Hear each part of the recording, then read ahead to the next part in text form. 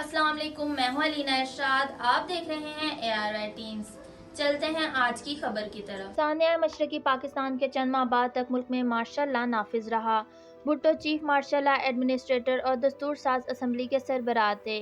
پاکستان کے 90,000 فوجی اور مغربی پاکستان کا 13,000 مربع کلومیٹر کا علاقہ بھارتی قبضے میں تھا۔ انہی معاملات کے حل کے لیے 1972 میں بھٹو نے بھارت میں شملہ معاہدہ کیا۔ انہوں نے مذاکرات کے ذریعے بھارت سے 13,000 مربع کلومیٹر کا علاقہ واپس لے لیا۔ اب مسئلہ تھا 90,000 جنگی قیدیوں کی واپسی کا۔ بھٹو نے چین کے ذریعے اقوام متحدہ میں بنگلہ دیش کا راستہ روکا۔ انہوں نے بھارت سے مذاکرات کیے کہ اگر انڈیا پاکستانی قیدی رہا کر دے تو چین اقوام متحدہ میں بنگلہ دیش کا راستہ نہیں روکے گا۔ یہ دباؤ کام کر گیا اور پاکستان کے 90,000 قیدی رہا ہو کر وطن واپس آ گئے۔ 71 کی جنگ میں امریکہ نے چونکہ پاکستان کی کوئی مدد نہیں کی تھی، اس لیے پاکستان نے امریکہ سے کیے گئے C2 اور سینٹو کے معاہدے توڑ دیے، لیکن پاکستان کو طاقتور عالمی اتحادی تو چاہیے تھے۔ اس کے لیے بھٹو نے اسلامی ملک کا اتحاد بنانا شروع کر دیا۔ 1974 میں لاہور میں اسلامی سربراہی کانفرنس منعقد ہوئی۔ اسی برس پاکستان نے بنگلہ دیش کو تسلیم کر لیا اور دونوں ممالک کے تعلقات کا ایک نیا آغاز ہوا۔ بھٹو کی سب سے بڑی کامیابی پاکستان کا متفقہ آئین تیار کرنا تھا۔ اس آئین میں وزیر اعظم کے اختیارات بڑھا دیے گئے اور بھٹو نئے پاکستان کے پہلے وزیر اعظم بنے تھے۔ بھٹو دور کا ایک اور اہم واقعہ یہ تھا کہ انہوں نے ایوب دور اور اس سے پہلے لگنے والی صنعتوں اور اداروں کو سرکاری تحویل میں لے لیا، جس کا عملی نتیجہ اچھا نہیں رہا اور صنعتیں تباہ ہوئیں۔ صنعتیں بہتر کرنے کے لیے بھٹو نے روس سے بہتر تعلقات بنائے اور مدد طلب کی۔ پاکستان سٹیل میلز بھی بھٹو دور میں بنائی گئی، جبکہ ایوب دور میں شروع ہونے والا تربیلا ڈیم بھی اسی دور میں مکمل ہوا۔ آئین کی تیاری کے بعد بھٹو کا دوسرا سب سے بڑا کارنامہ ایٹمی پروگرام کی بنیاد رکھنا تھا۔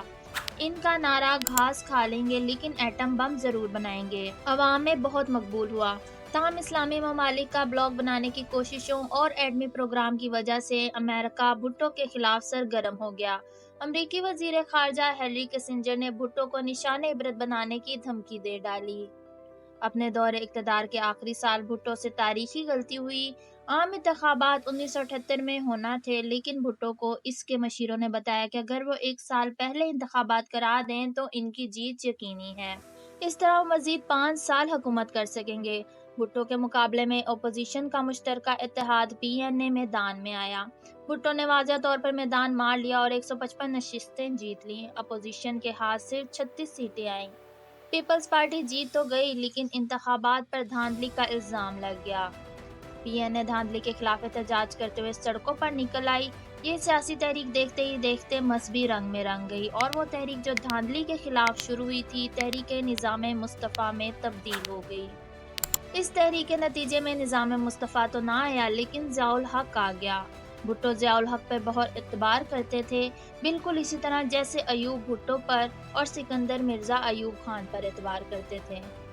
تاریخ کا ستم دیکھیے کہ ضیاء نے بھٹو کو، بھٹو نے ایوب کو اور ایوب نے سکندر مرزا کو دھوکہ دیا۔ سچ ہے، طاقت کے کھیل میں اخلاقیات نام کا کوئی ہتھیار نہیں ہوتا۔ ضیاء نے مارشل لا نافذ کرتے ہوئے بھٹو کو گرفتار کر لیا۔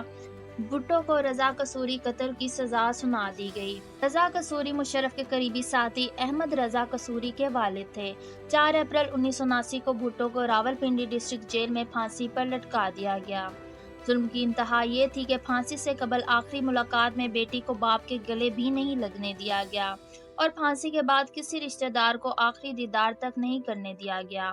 لیکن آج حال یہ ہے کہ بھٹو کی عدالتی موت کو عدالتی قتل سمجھا جاتا ہے۔ وہ روس جو بھٹو کے دور میں پاکستان کا دوست بننے جا رہا تھا، اچانک دشمن کیسے بن گیا؟ پاکستان میں منشیات اور دہشت گردی کا ناسور کیسے پیدا ہوا؟ اگر اس ویڈیو نے آپ کی معلومات میں اضافہ کیا تو لائک، کمنٹ اور شیئر بھی ضرور کریں۔ اس ویڈیو کے بارے میں آپ کی کیا رائے ہے؟ کمنٹ سیکشن میں ہماری بہتری کے لیے اپنی رائے کا اظہار ضرور کریں۔